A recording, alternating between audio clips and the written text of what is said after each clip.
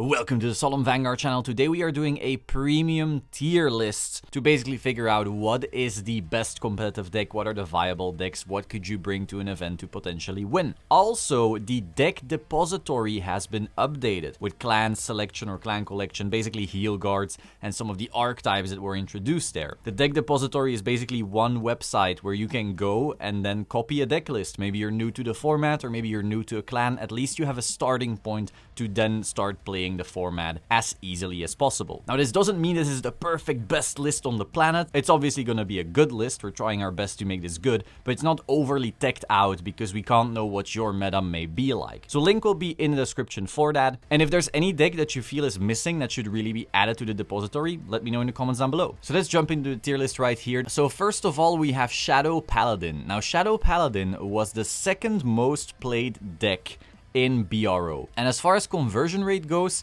it wasn't insane, but obviously it's a good deck. I think I'm gonna place it as like the best deck in the A category, but we'll see. Depending on how full the S category is or how full the A category is, we might, move stuff around. In my opinion, Shadow Paladin, and then specifically Luard, is a very, very strong deck. The biggest issue it has is that when it doesn't see a stand on its first stride, assuming it has Ritual 10, it loses a lot of tempo.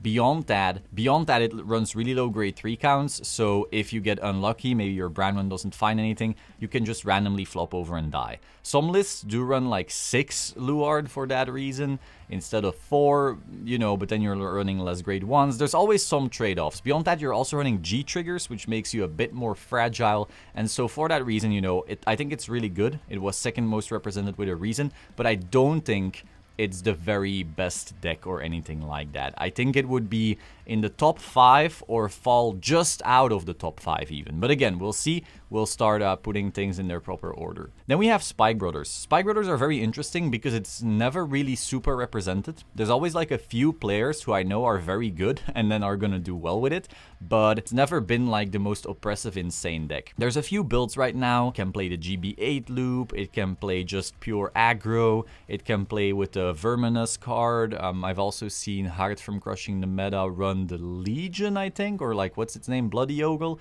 I don't know. There's a bunch of builds this deck can go towards. I would say it's going to be somewhere around the bottom of A, where it's a strong deck. Again, depending on the build, maybe Verminous is a bit lower, maybe GB8 is a bit higher or something like that. I think all of those builds, though, are pretty close together-ish. For now, of course. They're also getting a really strong promo in the future, so we'll see how that pans out. I think, we're going to get a few more decks between Shadow Paladin and Spikes, because I do feel Shadow is a stronger deck currently than Spikes. Then we have Tachi. I think Tachi actually goes neatly in the middle of those. I think Tachi has, 2 builds it can really go for. Obviously, there's always more, but in terms of like really strong ones, I would say there's Spino Driver and Anger Blader. Anger Blader is a bit more aggressive. Spino Driver is better at building a hand. I think both are good. They can also play a really strong grade 2 game, which is also great. And obviously, Neburos the Stride is just super scary. Then we have Angel Feather. Angel Feather, it has been a lost child in premium for a while. The last time Angel was viable was with Angel Gize, and since then, it has had this like cool no-CL build.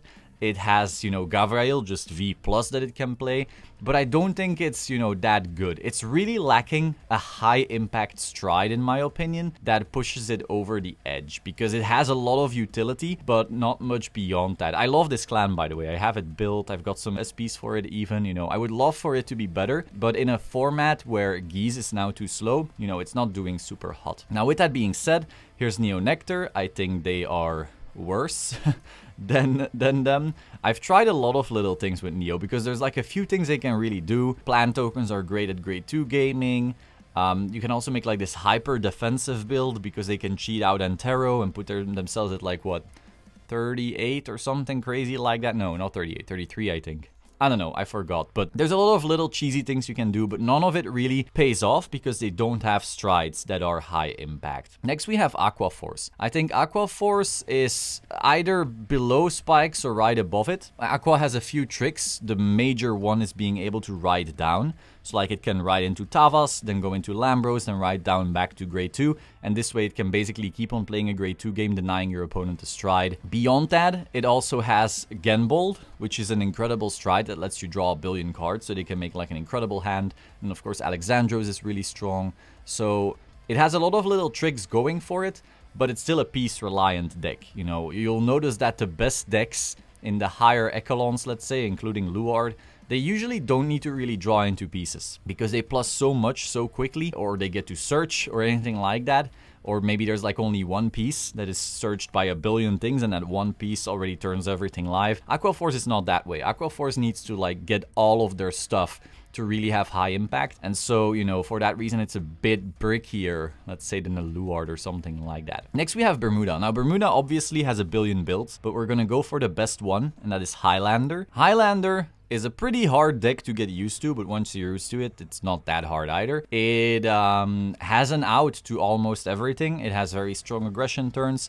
The only issue is that it goes to time, and if it doesn't seek a tire, it's kind of shit. But once it does seek a tire, it's really, really good. So I'm gonna put it in S, but I don't think it's, you know, the top of S. Top 5 easily, might be even in the top 3. We'll see. It has access to a lot of things. It's a really good deck. And it doesn't need to run all these G triggers like Luard. So for that reason, I don't know, I put it higher. Also, it can play longer games because it doesn't need to keep like specific things in deck just to play like Luard does. If Luard runs out of grade 1s, then, you know, their Morfessa turns get worse and worse and worse until they become unplayable. Some people are now running Dragfall for that reason, and Drag Heart, and that's cool, but then you're making your deck, you know, weaker in other ways, and Dragfall only sends 1 back. So, you know, the grind game, if you're going to a really long game that your opponent lived through, Highlander just gets better, and Luard just gets worse. So it's like in a control-ish matchup, Highlander is gonna win. So I'm gonna put it higher. Next we have DI. DI is scary. I'm gonna put DI right here. So I already spoke about this in my meta analysis video where I went really in depth. Essentially, they still play the NLK game and they have more tools now. They have better charge because they have the Wolf grade 1 that they can keep on reusing. Some run it, some don't. But they also have Barrow Magnus that they can enter their little combo on. And so if they can do the full loop with the Barrow Magnus, you're probably dead. And then their follow-up for that after that with Blader Mouse is even better because they also have the Overtrigger now. So if the Overtrigger went to Soul or something like that, they just get to use it anyway, and Blader Mouse really makes the deck super thin.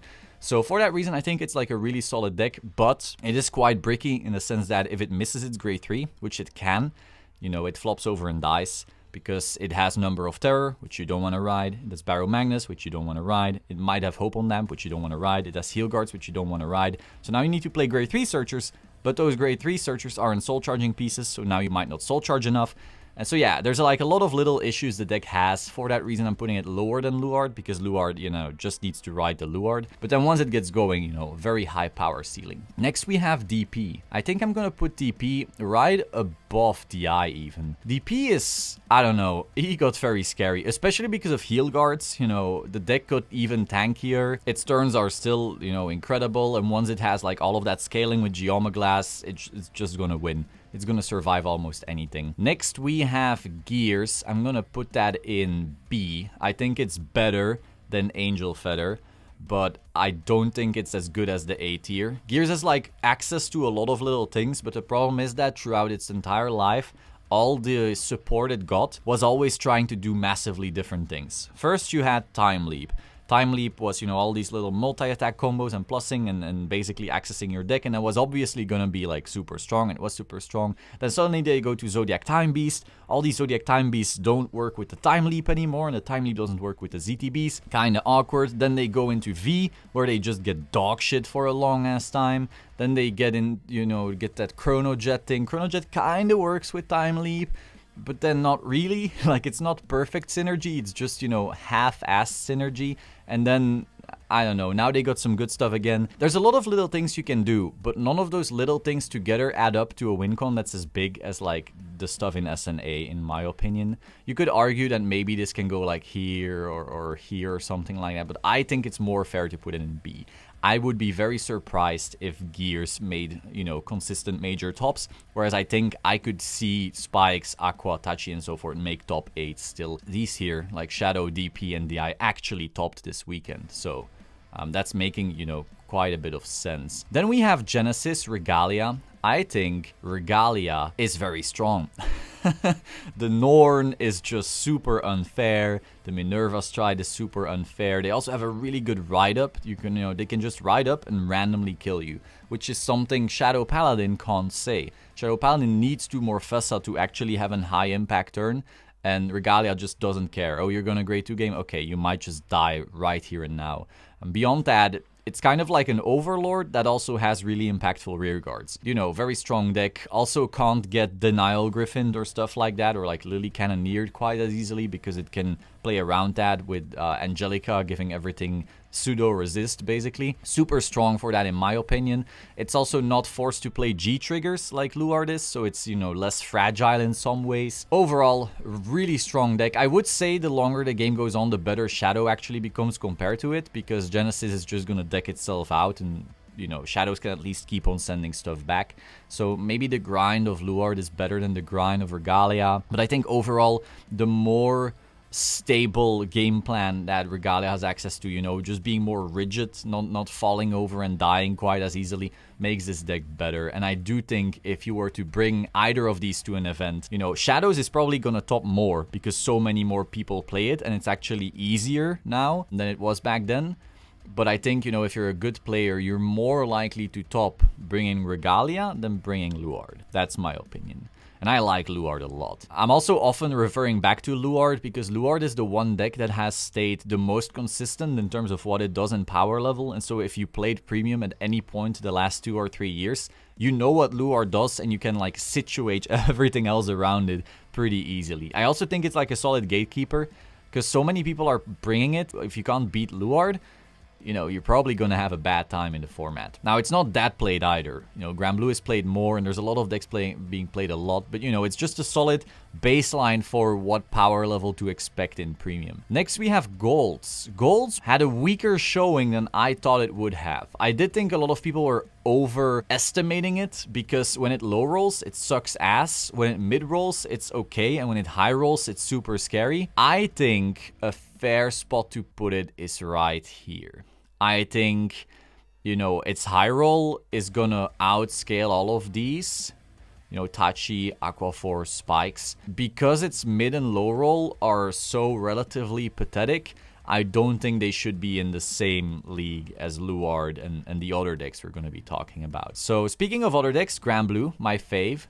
I think Granblue is either better or worse than Highlander, and that's gonna depend on basically your luck. Highlander, if it gets Katire, it's probably slightly better than Granblue. And when it doesn't get Katire, and I mean like on turn 3, obviously you can search for Katire with Shandy, but that's a whole turn of tempo you're kind of losing. So if you get Katire in your opener, basically, I think Highlander is slightly better than Granblue. And I think if you don't get Katire in your opener, meaning you have to search for it off Shandy, or worse, you don't get it, I think it's worse than Granblue. On average, I think you're going to see Katire more than not. So I think for that reason, Highlander is actually a better deck than Granblue. But if you're going to an event, you're going to play 8 rounds of Swiss and you're only allowed to lose once, maybe Granblue is a safer pick. Beyond that, Highlander, to get value out of Highlander, you need to have tested a fair bit. Because Highlander is like if you have to put it in like a graph, let's say, with your amount of testing, shit, really good. And then once you've, tested a fair bit, then it's really good. And then to get that final piece of ceiling out of it, okay, then you're going to have to test more. So maybe you're a 0 out of 10 player for a while, then suddenly you're an 8, and then, for more testing, you can go to a 10. Whereas Granblue, you can pick up that deck, test a little bit, become a 6, and then it's already going to be decent. And sure, going to a 10 is going to take a century, but you're already a 6. Whereas with Highlander, by the time other Granblue players are 6s, you're still a 0. So for that reason, a lot of people are bringing Granblue because the conversion from shit to not shit is quicker than with Highlander. But again, reaching the top tier with both of them is going to take a century because both of them are very high ceiling in terms of skill, but also in terms of power. There's a lot of little things you can optimize, and so the difference between a really good player in either of these and a bad one is night and day. It's, in my opinion, those two are one of the highest skill ceiling decks the game has seen so far. That doesn't mean skill floor. Again, getting to decent with Granblue is going to be relatively quick. You know, most people are able to go Obadiah, Skull Dragon, Nightstorm, but getting everything out of it, that's another story. Same thing with Highlander, but that's going to take a little longer to get all the Katire plays, you know, in your fingers, to put it like that. Next, we have Great Nature. Great Nature is a weird one to me because every single time there's going to be a format, people are coming up to me because they know I like Great Nature and so forth, and they go, dude, I've broken the format. This is it. I've solved it. Great Nature can do anything, bro. Great Nature, if the game goes long, they go Balaral with Crayon Tiger and Rhino, and people just die. And if the game, you know, if I'm given time, I'm gonna do Rhino, Zoa, Monoculus, and they just die, bro. I can damage deny, but I can also rush. And bro, I can do double Spangled, I can draw all these cards. And bro, I can do Mary Martin play with Almirage. I have a Denial Griffin in this deck. Bro, this deck can do anything. And notice what happened? All the things I just mentioned are turn 4, 5, and 6. And what they always forget is that if Great Nature, anything goes wrong from turns 1 to 3, your deck is ass. Not a little ass, a big ass. Just pure garbage. I love this clan. I'm maxing this all the time. I'm playing with this all the time. But there's nothing you can do to play around the fact that its early game is ass. And so tempo-wise, this is the worst deck in the game. Okay, not the worst. It's not that bad, but it's pretty bad. While Great Nature on paper is always insane, it always has all of these things it can do. If any player pushes you a bit too much early, you flop over and die. And then people say, oh, but it has an early game. I can do Compass Lion, and I can do Mike Saburo, and Duckbill, and this other new cat. True. But then you're playing 8 grade 1s with 5k shield. And so while those are super cool on turn 1 and 2, not even 1, you don't have retires on 1 unless you play Animal Clip Lesser. So with turn 2, and super cool on turn 2, if you see them later, you're gonna cry. Because, oh, you do your Spangled, oh, you're gonna draw 8 cards of Spangled, and you notice, oh, it's a 3, a 3, a 5k shield, a 3, a 5k shield, a 5k shield, a 5k shield. You drew 8 cards with 20k shield. It's so bad. So when you're running those, yeah, your early game gets better, but then your late becomes dog shit. So Great Nature has issues. Now, with that being said, all the other things they said, all these other strong things are still true, but boy is this deck fragile. And until that gets fixed, I don't know how, but until that gets fixed, it's like a very fair tier 1 or 1.5 or whatever deck. It's really good when your opponent gives you a free first stride and never ever rushes you and doesn't get lucky. But any other time as a Great Nature player, you're just crying. You ain't plussing shit. Or you need to run the Duckbills and the Mikes, which means everything else is getting worse. I like this deck, I'll always build it, but there's a reason that all of my builds the last year have always had Rolox and Bikuns in them. Because if you don't survive an early game, this deck does nothing. And then you ride up and you still don't do anything. You need to survive their stride and now you get to play the game. Oh, and that first stride is probably going to mana Garmer. And if you're mana Garmer, then mills suboptimally. Maybe it's all normal units and then your drive checks are also normal units. You don't start healing like crazy. You don't see draw PGs or you don't mill like a bunch of triggers and then see a bunch of triggers after that. The deck just flops over and dies. It's very, very frail. It's only good when people just give you a normal, super nice, fair, free game, and then it's gonna be, wow, so broken. So, in a weird way, it's actually pretty good against Granblue and Highlander, because both of those, you know, they just ride up because they don't have early games, and then it's pretty good. But against all of these other decks that are just gonna bash your skull in quickly, like against Tachi, against Golds, against Shadows, against TP, against Regalia, Great Nature just struggles. And I say this as a Great Nature fanboy, but it is what it is. Next up, Kagero. Now, Kagero is in a bit of a weird spot in my opinion, because when it's low rolling, in my opinion, it's like right about here. But when it's high rolling, it's actually right about here. Kagero was the 3rd most played deck in BRO. And that's probably because if you have a V Kagero deck, you can you know, turn it into a premium deck by just getting the Revival Selection. The Revival Selection brought you every single piece that isn't the VR, and so now it's really easy to upgrade. Beyond that, it's relatively easy to play. You know, it has one singular game plan it's gonna go for every time. It has Disruption, so you don't get, you know, punished as easily by some of these scary combos like Dagda, or maybe a Granblue with a Nightstorm and so forth. But again, Granblue can kind of tech for it. It's also very stable. You know, it's gonna do its thing basically every game. You're gonna find your Overlord, the End or the X, you know, Overlord, the whatever, the orange one, and you're gonna do that triple attack, and then you're gonna probably survive your opponent's attacks because you have Denial Griffin, and then you're gonna go into your Legion, and maybe with a Decat, and then your opponent hopefully dies, and if they don't, you die. It's always gonna be the same thing. It's hyper stable, it's super consistent, it's a solid pick, but then it didn't really convert. I think that's because the most played deck was actually Granblue, and Granblue has a pretty good Kagero matchup. It can farm PGs, it has protects, it can Nora those PGs back to G, so if they didn't have enough, now they have enough. They basically run 8 PGs if you think about it, plus a protect. And that makes Kagero just, you know, not super well positioned. But against other stuff, it might do really, really well. So I do think Kagero is either bottom of S or like right here somewhere. I'm gonna keep it there, but I also understand its issues. And so for that reason, it's definitely not gonna be, you know, at the very, very pico top. Next, we have Link Joker. I'm gonna put Link Joker right here. Every single time people say, oh, Link Joker, you know, counters the best decks. Every time people go, oh, the best deck is this and that, and I'm gonna play Link Joker because it's gonna counter them. And every single time they're wrong. And the reason is that it's much better to be a good deck than to counter a good deck.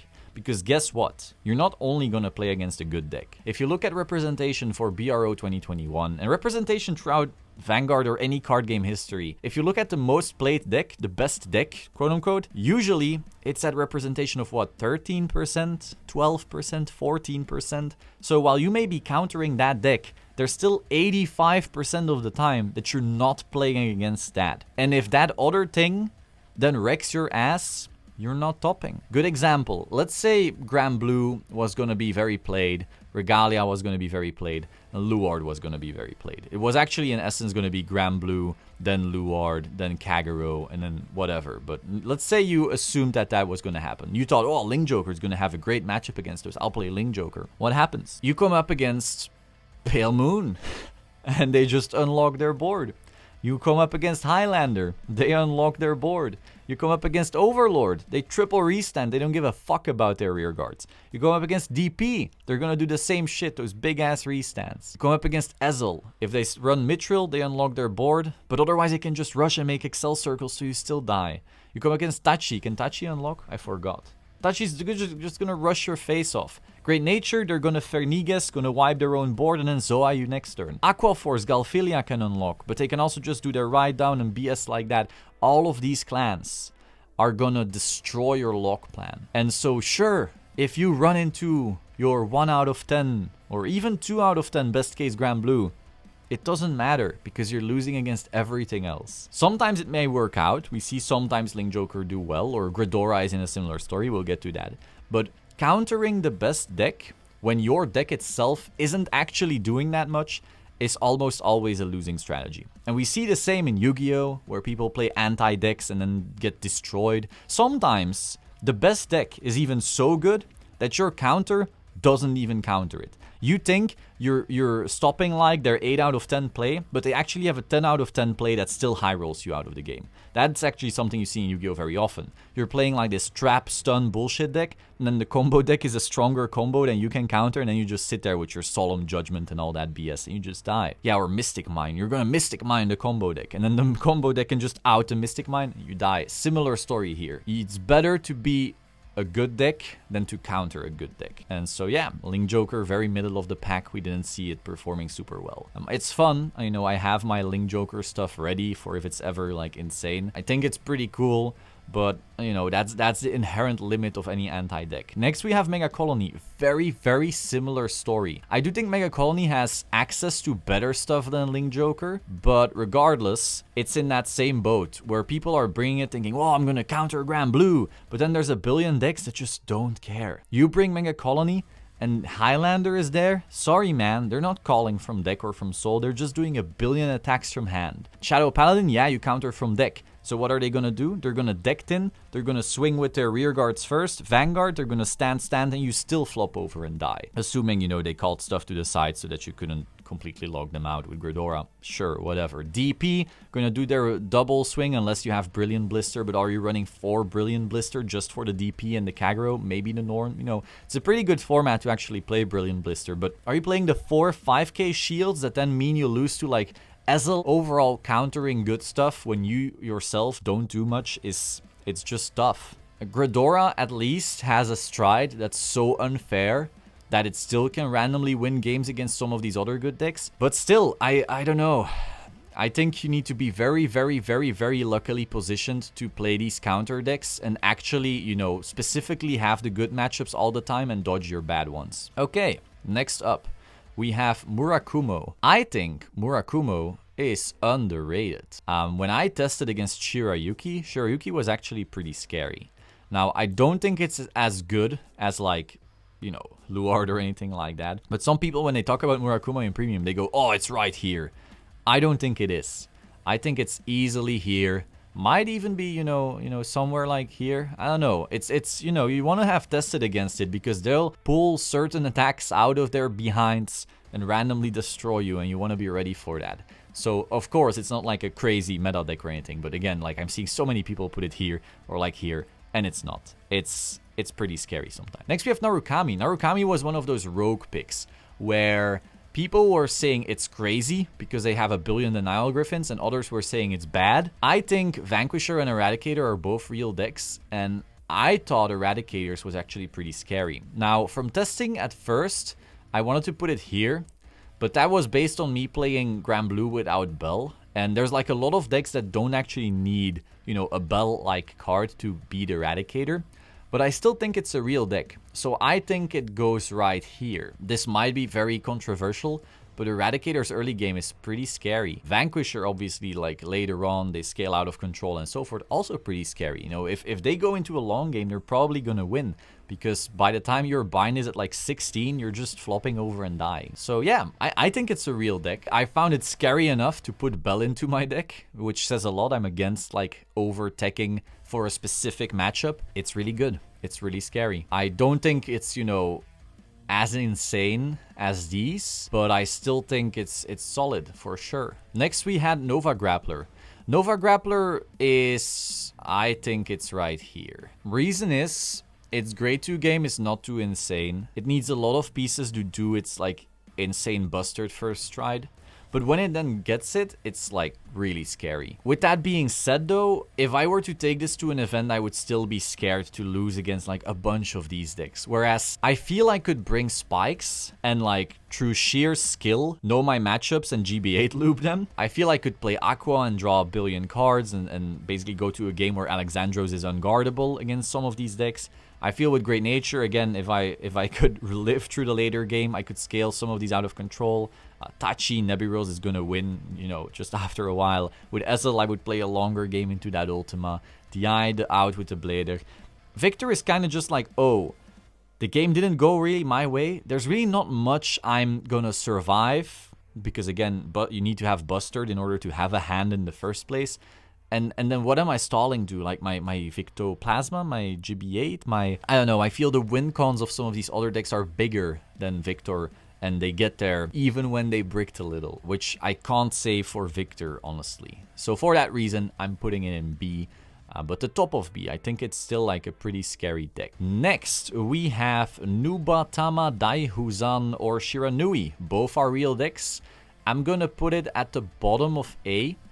And my reasoning for that is that their win cons feel unfair when they work out well, like you having to discard a bunch of stuff and you're like, wow, I don't even get to play, this is bullshit. Like, it feels very bad. Discard as a mechanic is very, very frustrating, but they don't really do much beyond that. Against Luard, you're also discarding a bunch of cards. It's just in the form of guard. But here, they're discarding and then they're like, yeah, that was it. So you're discarding to 3, and beyond that, I'm a 3 attack deck. If I'm some scary, like, the ones try Jakumesu or something like that. If I have the cards to do something with that, oh, it'll be a 5-attack deck. But it won't even be very scary 5 attacks. Rine, sure, but like there's a bunch of decks that play around Rine. If people know that they have to like keep their quick shield for it, it also sucks. So, you know, a lot of people are always scared of Nubatama, and 2 seasons ago, Nubatama was like the bane of my existence. I kept low rolling against them with Ezel for some reason. I think against Nuba, I lost 3 times, and all 3 times were like game changing. They were like, I'm gonna top 8 or I'm gonna win or something, and then Nuba stopped it. So I have PTSD from this deck. Beyond, you know, just low rolling with Ezel, I don't know. There's too many decks that do stuff that's way bigger than Nuba.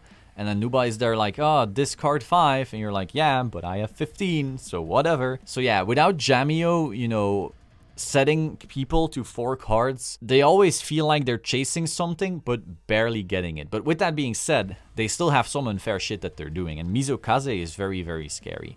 So for that reason, I think it's real.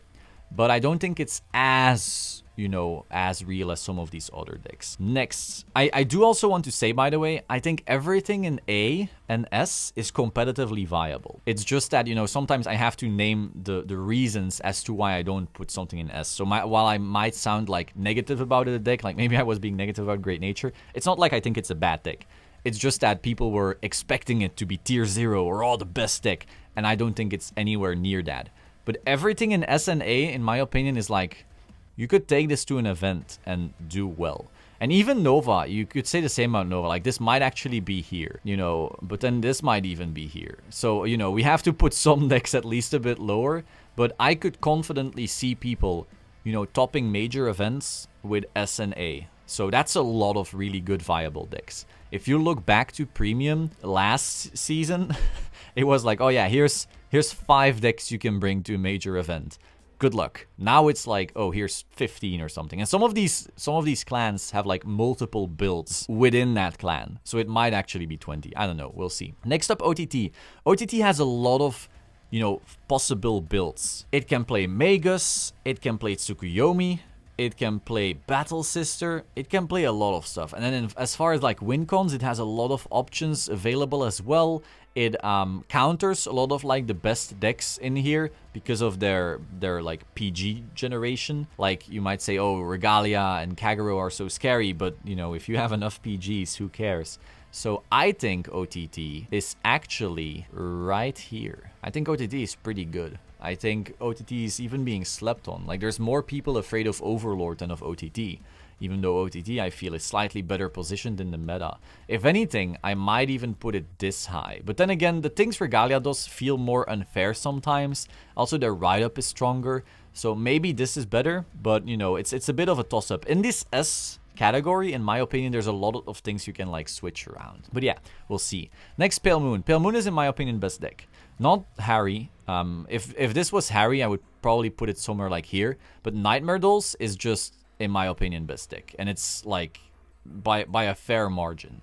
The amount of like attacks they do, the ride down to stop people from striding on them, the dust turn, which is just insane. All of that is pretty crazy. And so, you know, some people were crying about, oh, they need to hit deck this. Oh, Granblue's too strong. Oh, the Shadow Paladin is too strong. Oh, are they gonna hit Overlord? Blah, blah, blah. None of that is really necessary. I think if you were to ask for anything in a ban list, and again, I don't think Premium right now is in a bad state at all. Like, I think Premium is in a really, really, really good state. It's not like they need a ban list. It's just that if you wanted to hit anything, I would probably hit Ginny in Nightmare Dolls. Because I think tournaments in the future might get slightly too homogenized with this deck existing. It's also not like the most creative deck to build. the games, you know, they look the same, even though there's, if you're a good Nightmare Doll player, there's like a lot of little things you do that other players don't, and it's very obvious when you see a bad or a good Nightmare Doll player, like the difference is night and day.